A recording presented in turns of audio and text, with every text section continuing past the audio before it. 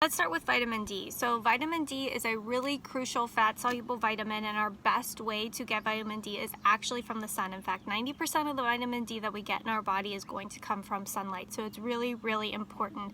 However, vitamin D varies by your skin type, where you live, the angle to the sun, the time of year it is, the time of day that you're outside. So it's not an easy equation where I can say, go sit outside for 15 minutes every single day and you're going to get all the vitamin D you need. So there are a lot of different factors that go into it that you kind of have to research, maybe look up the angle of the sun, the time of year, and you can find that all if you just Google it.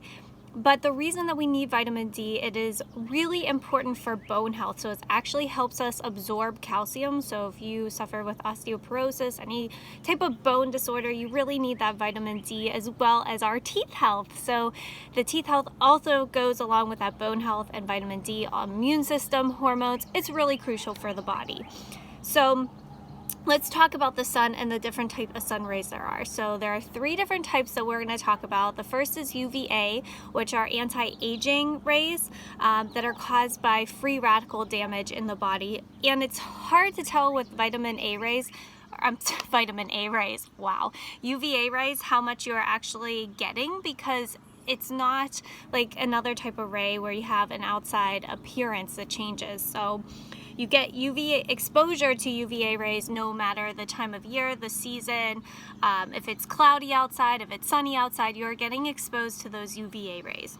Another type of ray is the UVB rays. UVB are burning rays. So those are kind of easy. UVA is aging rays, UVB are burning rays. So those are the ones that cause melanoma, different type of skin cancers, and cause sunburns. So I think they came out and said that if you get 5 sunburns, you're twice as susceptible to melanoma. So it's really important to try to keep down the sunburns as much as possible. And then now we are finding out about blue light. So blue light also are aging rays. So they cause wrinkles, less elasticity in the skin, hyperpigmentation, and blue light rays, you may know in your technology, because you hear about blue light, people wear blue light blocking glasses. It's kind of talked about a lot of different places now. But blue light rays are actually everywhere, and that's one of the reasons why the sky looks blue, is being caused by blue light rays. So we also are finding that we may want to protect ourselves against blue light. So what do you look for in your sun protection? First, you want to look for broad spectrum. So you want to get UVA blocking and UVB blocking. Just because I've heard a lot of people ask this question about SPF. So SPF 15 actually blocks 93% of UVB rays. SPF 20 blocks 97%, and then SPF 50 will block 98%. So some people have said, oh, I heard if it's SPF 20 or 30 and above, it doesn't really matter.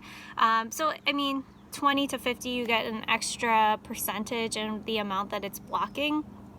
Also, there's no such thing as waterproof sunscreen.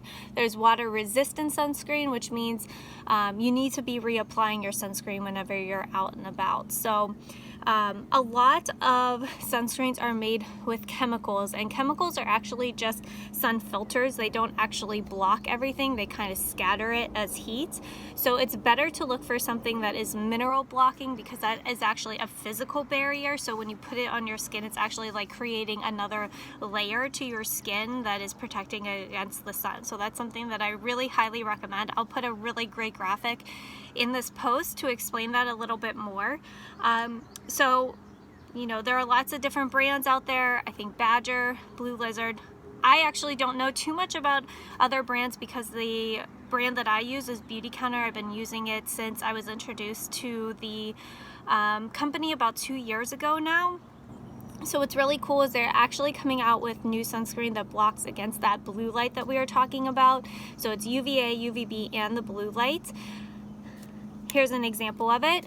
So if you want to know how it blocks against a blue light, it's like my favorite part. But first of all, it uses non-nano zinc oxide, so that's the mineral part that causes the physical barrier, but it uses California poppy to actually block against the blue light. And the reason that works is because orange blocks blue, so California poppy is a very orange, vibrant flower, and so that is going to block the blue light. If you think about amber glasses, they're like that orange amber color, and that's what blocks the blue light from your technology. If you put on that what's it called, nighttime on your phone, it'll kind of make it like that amber tinting, blocking the blue light. Really, really cool stuff. So they're coming out with a mist now as well. This does not use chemicals to spray. It actually uses like an air technology. So what happens is when you spray the bottle, there's a bag inside that actually pushes the sunscreen out. I'm going to show you how that works. We're also coming out with a stick. I don't have a stick of the new one to show you, but I will show you how the old one worked. We're going to have like a smaller face stick, and then we also have lotions. So if you prefer the lotion, I know having a kiddo, I'm going to love having this mist, and I love having this stick. This is what I use on her because she's teeny tiny. So let me just show you a quick demonstration here. Try not to stand up because I'll be honest, I got my PJ pants on. So I'm just going to shake this up really well. It does have a lock on it, so I'm going to unlock it, and then you can just spray it on. It does come out a little bit white because you want to see where you're actually spraying it on, and then you're just going to rub it in. And it actually feels a little bit more like a lotion than it does other sunscreens. At the end, it has a little bit of a gritty kind of feeling, and that's just because it's a physical barrier, so it's still going to be on your skin a bit. I don't know if you could tell. It's a little bit slightly whiter than my other arm, but not by much. So this is actually an SPF of 30, so that's really great. And then if you look at the stick, I'll show you here on my face, although I do have some makeup on. I'll just rub it here on my nose. You can see it again. Oh, it again kind of is a little bit white, and then you just rub it in a bit.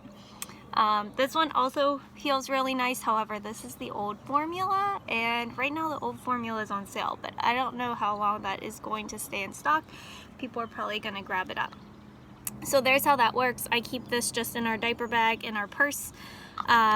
Really awesome little travel size. You can see it's like smaller than my finger. So I hope that was helpful.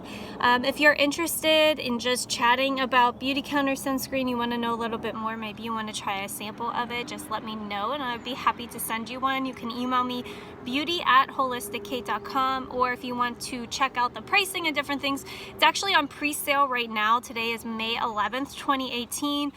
It'll be starting to ship on the 15th, so not that much time before they start shipping. You can check those out at katesbeautycounter.com.